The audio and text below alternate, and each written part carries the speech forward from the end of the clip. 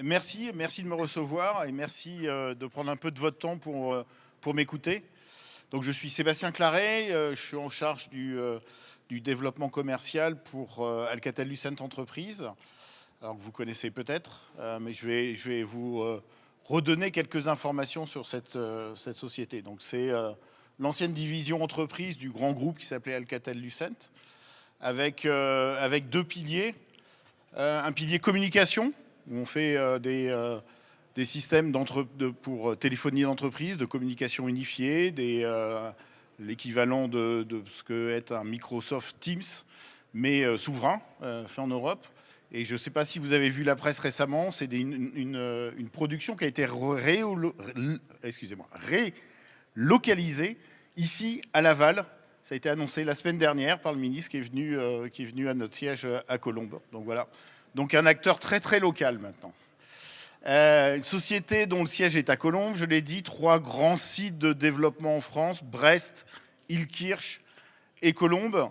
Brest, pas très loin d'ici, qui est notre centre d'expertise sur tout ce qui est intelligence artificielle et gestion des réseaux. Donc une vraie proximité avec nos clients dans le coin. J'ai dit ces deux piliers, moi je représente le deuxième, ce qu'on appelle Digital Edge Networking, dans les solutions de réseau, LAN et Wi-Fi, pour entreprises, pour collectivités locales, pour les gouvernements, pour tout type d'organisation, pour les hôpitaux.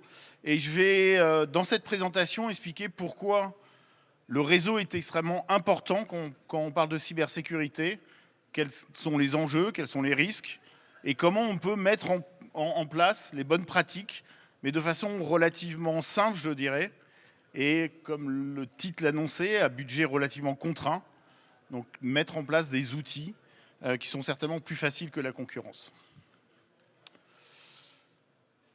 Le premier point, c'est la cybersécurité. Le thème, tout le monde en a parlé. Il y a énormément d'aspects dans la cybersécurité, que ce soit organisationnel, que ce soit des solutions soft, du firewall, du EDR, des antivirus. Il y a tout ça dans la cybersécurité. Mais il y a un élément clé dans la cybersécurité, c'est le réseau. Parce que c'est là où toute l'information passe. 100% de la data passe sur votre réseau LAN ou votre réseau de Wi-Fi. Et prendre le contrôle d'un réseau, c'est prendre le contrôle de 100% de votre donnée.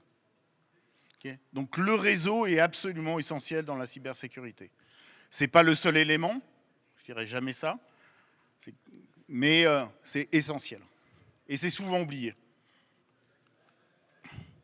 Il y a 3 grands risques de cybersécurité pour les réseaux. Le premier, c'est la compromission, ce qu'on appelle la compromission. Je prends le contrôle d'un élément du réseau, d'un switch ou d'une borne Wi-Fi. Si je suis capable de prendre le contrôle d'un élément du réseau, je peux savoir tout ce qui se passe. Je peux prendre contrôle de tout le réseau, de tous les serveurs qui sont derrière. Okay, c'est le premier enjeu extrêmement important. Le deuxième, c'est ce qu'on appelle l'interception. J'écoute ce qui se passe. Il y a des tas de moyens pour écouter ce qui se passe sur un réseau.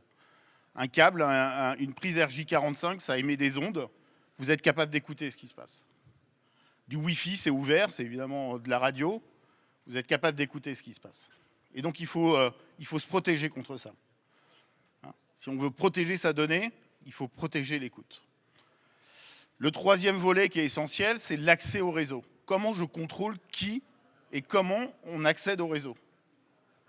Vous avez dans votre réseau des points ouverts, le Wi-Fi, mais aussi des prises RJ45. Si je me plug sur une prise RJ45, est-ce que je suis capable de rentrer dans mon réseau? Qui et comment on contrôle ceux qui rentrent dans mon réseau? Et ça, c'est un enjeu extrêmement important aussi. Et le dernier point, c'est pas une problématique, un risque, mais c'est comment réagir si on détecte quelque chose.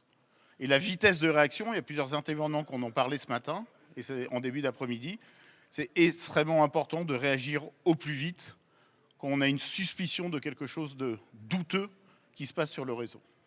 Okay, et je vais essayer de vous montrer comment rapidement on peut répondre à ces enjeux extrêmement forts de cybersécurité. Le premier, c'est l'intégrité du réseau. Je ne vais pas venir, un tas de mécanismes qui permettent de signer les versions logicielles, par exemple. On a parlé de Shadow IT ce matin. S'assurer que le logiciel qui est installé sur un switch ou sur une borne est bien le bon, signé par Alcatel-Lucent Entreprises, validé par l'entreprise. Okay, voilà le type de mécanisme qu'on met en place pour s'assurer qu'on ne peut pas prendre en contrôle du réseau. Okay, d'autres types de technologies, une extrêmement intéressante pour créer des services réseau.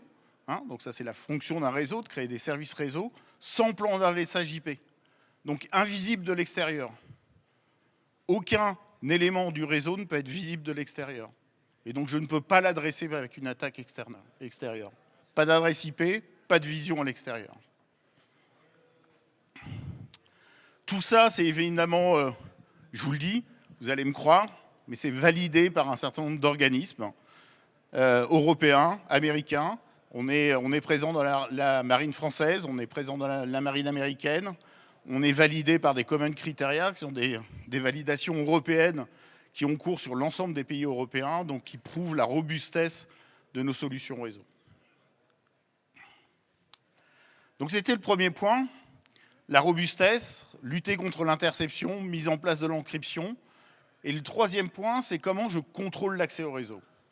Et ça, c'est certainement le plus fondamental et certainement le plus difficile à mettre en place. Je vais d'abord vous parler d'un paradigme, ce qu'on appelle le zéro trust. Le zéro trust, excusez-moi de l'anglicisme, hein, mais c'est ce qu'on utilise couramment, le zéro confiance. En fait, on est passé d'un monde d'hier où en fait on faisait une confiance implicite. Si j'avais un PC et que je me connectais sur un réseau à l'intérieur d'une entreprise ou d'une collectivité locale, c'est que j'avais le droit de le faire. Et donc on me laissait rentrer dans le réseau.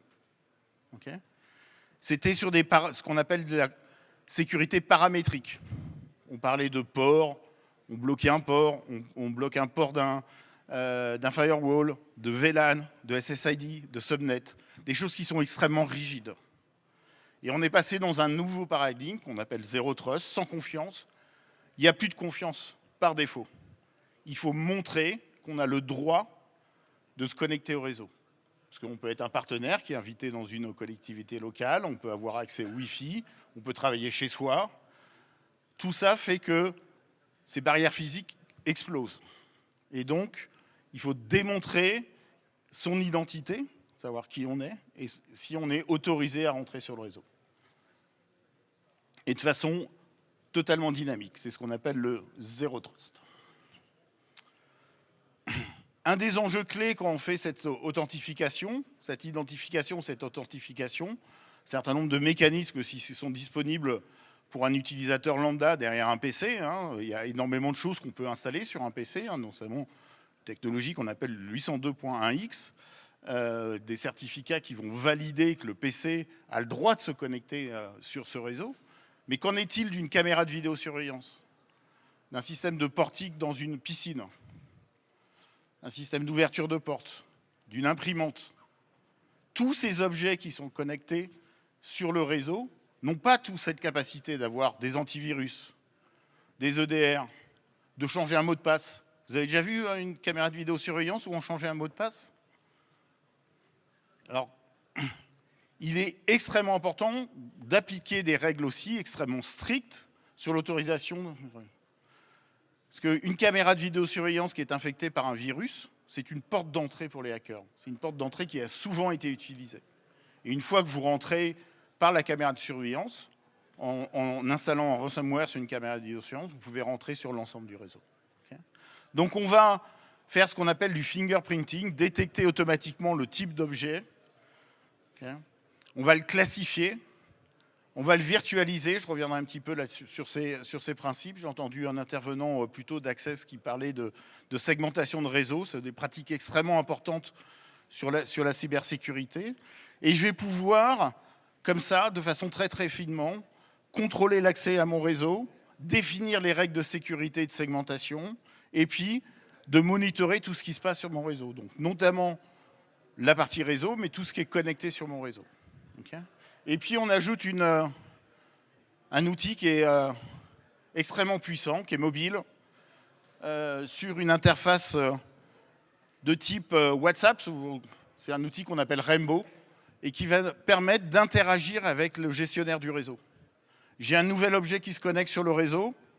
je vais demander l'autorisation au gestionnaire de réseau, mais je ne vais pas demander via une application un peu obscure que je peux fournir comme gestion de management de mon réseau, mais via une interface mobile, extrêmement simple, intuitive, en langage naturel, et où l'IT manager va pouvoir répondre nouvelle caméra détectée sur tel switch ou telle borne Wi-Fi, est-ce que j'autorise l'accès ou pas?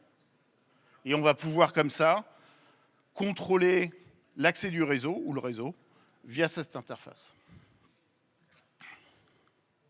Oups. On parlait de segmentation, j'ai parlé de segmentation. Un réseau LAN Wi-Fi d'entreprise ou d'une collectivité locale, c'est un monde où tout le monde se parle, en fait. Hein, quand vous envoyez un message de votre PC, en fait, il va être diffusé sur l'ensemble du réseau. Et donc, il est important de faire ce qu'on appelle ces segments virtuels pour isoler les trafics. Donc, il y a un certain nombre de mécanismes qui existent, qui sont plus ou moins standards. Et nous, notre volonté, c'est d'offrir une solution qui va vous permettre de faire ce qu'on appelle de la micro-segmentation, c'est d'aller de façon très, très granulaire définir les règles. Typiquement, une caméra de vidéosurveillance ne peut pas parler à une autre caméra de vidéosurveillance. Parce qu'une caméra de vidéosurveillance ne peut parler qu'à un serveur de vidéosurveillance. Si elles parlent entre elles, elles s'échangent un virus. Et donc, en isolant comme ça, de façon très très finement, le trafic, on minimise la surface d'attaque possible du réseau. Et encore une fois, tout ça en mettant en place des outils qui sont extrêmement simples à gérer sur la base de l'identité et de l'authentification de l'objet qui a été connecté. Évidemment, quand je parle de cybersécurité de réseau, on ne vit pas dans un monde isolé. Il y a d'autres outils. Il y a des firewalls, des IDS, des protections d'intrusion, des antivirus, des SIEM. Et il faut savoir s'intégrer dans cet écosystème.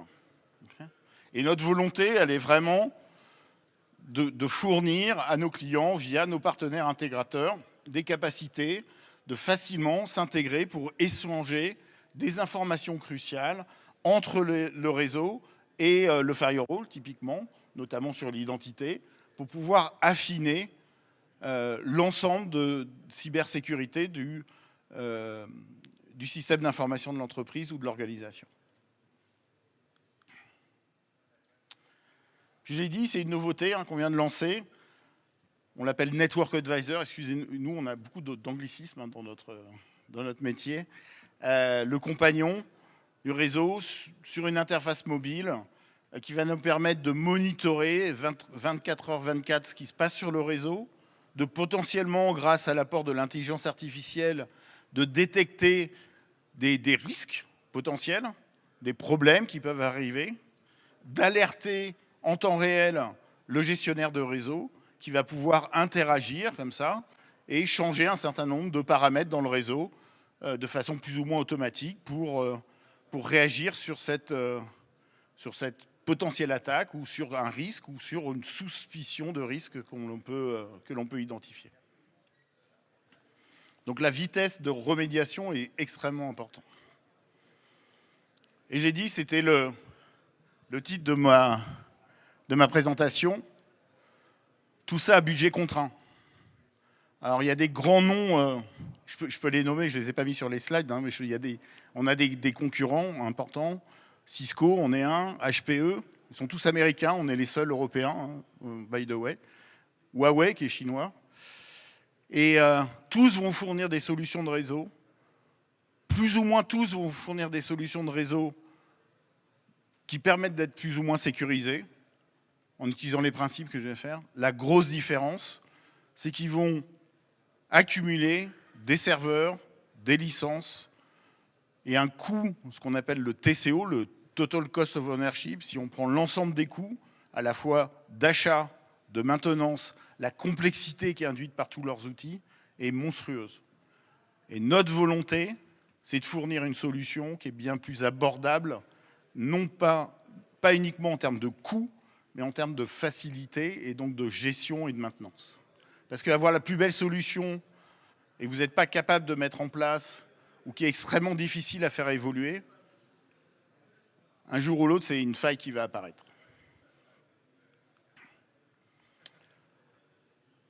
On est fournisseur de solutions, hein. On est dans un monde de distribution, ce qu'on appelle indirect, donc on a des partenaires qui nous accompagnent auprès de nos clients. J'ai vu quelqu'un d'Orange, ah voilà, il est là. Orange est un de nos partenaires, SFR est un de nos partenaires, on en a évidemment plein d'autres. Et on propose un certain nombre d'outils, de méthodologies, hein. Je vais pas la faire complètement, pour la mise en place de tous ces systèmes, pour les accompagner et s'assurer que toutes ces solutions sont réellement mises en place chez le client. Donc on a vu les 4 piliers importants, les 3 problèmes essentiels. Hein. Sur ces 4 piliers, on a une réponse forte. J'ai donné quelques aspects de ces réponses. On a plein d'autres mécanismes qui peuvent répondre à ces 4 piliers. Donc, mon message ici, c'est que quand on parle de cybersécurité, les firewalls, c'est essentiel. Les EDR, c'est essentiel. Les antivirus, c'est important. La formation des utilisateurs, c'est essentiel. Mais le réseau est absolument clé. Donc, pensons sécurité du réseau. Et pour penser sécurité du réseau, pensons à des outils qui sont facilement implémentables pour pouvoir être gérés de façon plus légère que ce qui peut exister aujourd'hui sur le marché.